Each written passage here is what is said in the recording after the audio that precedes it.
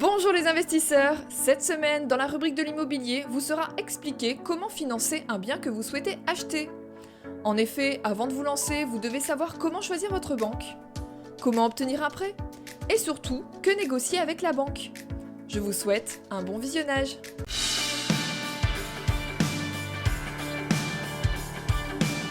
Quand vous avez un bien immobilier à financer, il est tout à fait naturel de se tourner vers la banque.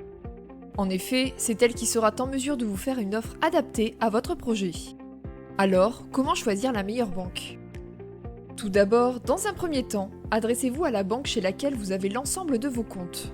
Peut-être que cette dernière, afin de vous garder, vous fera une offre tout à fait intéressante. De plus, elle vous permettra dans un premier temps de connaître votre capacité de financement qui, je vous le rappelle, ne peut dépasser 35% d'endettement. Mais attention, cela ne vous empêche cependant pas de comparer. En effet, vous devez également faire le tour des divers établissements financiers. Pour ce faire, soit vous le faites par vos propres moyens, soit vous faites appel à un courtier. Tout d'abord, si vous souhaitez faire vos recherches par vos propres moyens, vous devez respecter quelques principes. Le premier principe est « éloignez-vous ». En effet, il vaut mieux être le meilleur client dans une petite banque que le contraire. Être client dans une importante banque de la ville où vous résidez ne vous apportera rien à part des refus et des échecs.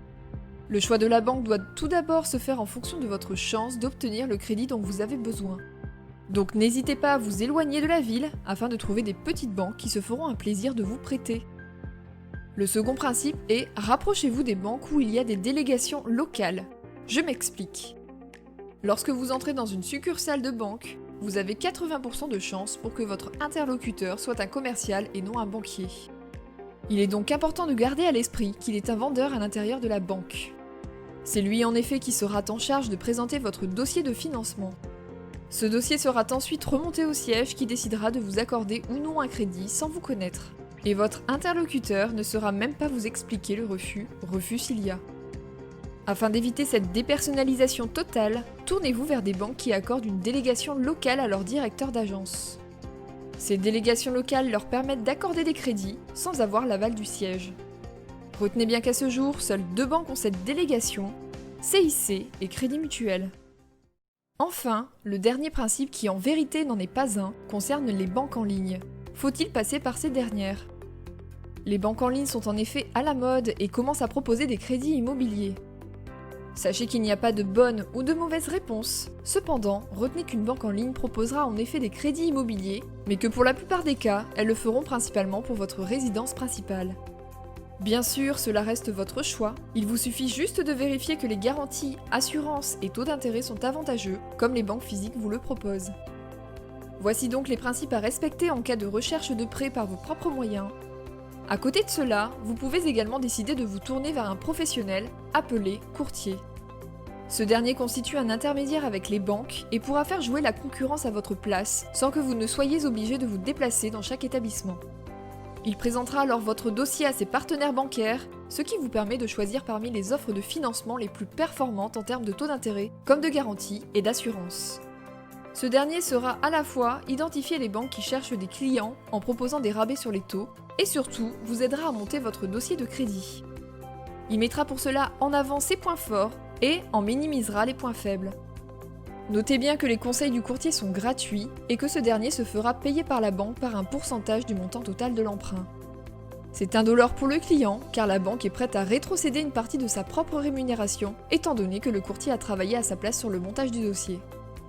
Attention cependant, certains courtiers ne fonctionnent pas de la même manière et il arrive que certains prennent des frais directement au client. Dans ce cas, vous devez signer un mandat de courtage. Si vous êtes amené à signer ce type de document, vérifiez bien qu'aucune clause d'exclusivité n'y est inscrite, car si tel est le cas, vous ne pouvez malheureusement pas faire vos recherches par vous-même. Donc peu importe si vous vous débrouillez seul ou avec l'aide d'un courtier, sachez que le choix de la banque est primordial. Mais pour que cette dernière vous accorde un prêt, il vous faut présenter un dossier complet. Emprunter est également une affaire de formalité. Pour obtenir votre prêt, vous devez constituer un dossier que vous présenterez à la banque. Il contient toute une série de documents et de justificatifs. Soigner la présentation de votre dossier à la banque est d'une importance cruciale. Le dossier se décompose en 3 parties. Tout d'abord, les pièces personnelles, carte d'identité, 3 dernières fiches de paye, avis d'imposition, contrat de travail, justificatif de domicile. Ensuite, si vous êtes déjà propriétaire, la taxe foncière, l'estimation de votre bien, le tableau d'amortissement de votre crédit en cours.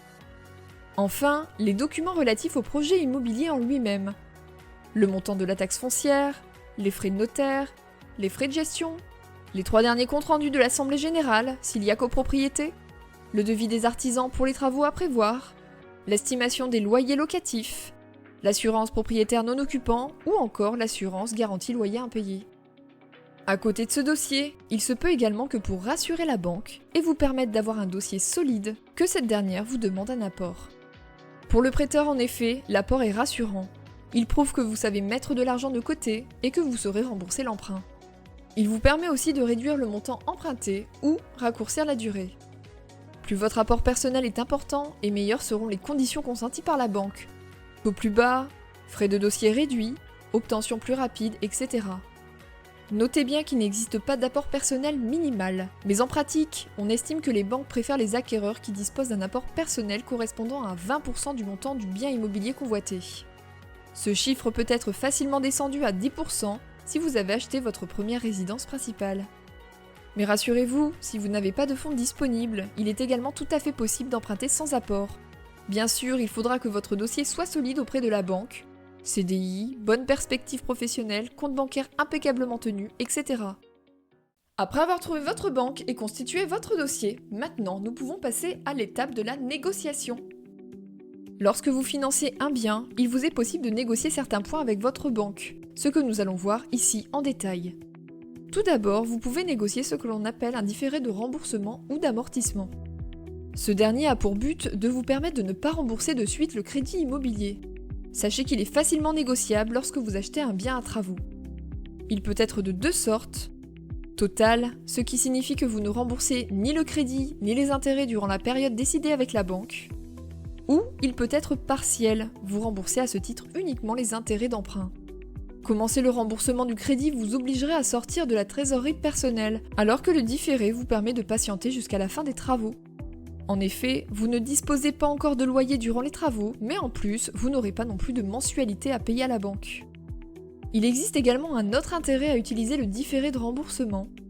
En effet, en négociant une période de différé entre 6 et 36 mois, et même si les travaux durent moins longtemps, vous pouvez commencer à encaisser des loyers sans avoir commencé à rembourser l'emprunt. Ce qui vous permet également de vous constituer une trésorerie afin de prévoir les imprévus, ou encore pour vous permettre de reconstituer un apport pour un prochain projet. Ainsi, n'hésitez pas à profiter de cette possibilité sans vous en priver, bien sûr en accord avec votre banque.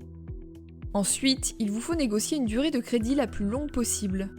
Oui, vous avez bien entendu, le but n'est pas de devenir propriétaire rapidement du bien, mais de dégager du cash flow positif chaque mois grâce à une mensualité moins élevée pour continuer d'acheter d'autres biens et bâtir votre empire immobilier. De même, se pose souvent la question du taux d'intérêt. Faut-il le négocier ? En effet, vous n'allez pas accepter un taux d'intérêt hors prix du marché. Renseignez-vous d'abord sur ce point avant toute négociation avec votre banque. Mais afin d'avoir de bons rapports avec votre banquier, qui par la suite vous permettra de bâtir votre empire immobilier, vous ne devez pas forcément en négocier le taux. Déjà, puisque votre banquière, au vu de votre situation, essaiera de le faire baisser au maximum, mais surtout, s'applique le principe du gagnant-gagnant. Elle vous accorde en effet un prêt avec de bonnes conditions, il faut également qu'elle y trouve un intérêt.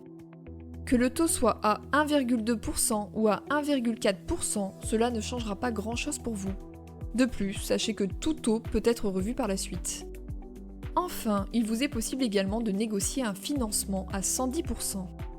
Il s'agit ici de faire financer par la banque à la fois le prix du logement, mais en y intégrant les frais annexes, dont les droits de mutation, souvent appelés frais de notaire. Au vu de votre dossier, la banque sera plus à même de vous le proposer. N'hésitez pas alors à poser la question directement à votre banquier. J'espère que cette vidéo vous a éclairé sur le financement de votre bien. Si cette dernière vous a plu, on n'oublie pas de s'abonner, mettre un petit pouce bleu, un commentaire et surtout, on partage la vidéo sur les différents réseaux sociaux afin que cette dernière ait plus de visibilité. En tout cas, je vous souhaite une très bonne année 2021 et je vous dis à dans 2 semaines. Salut les investisseurs!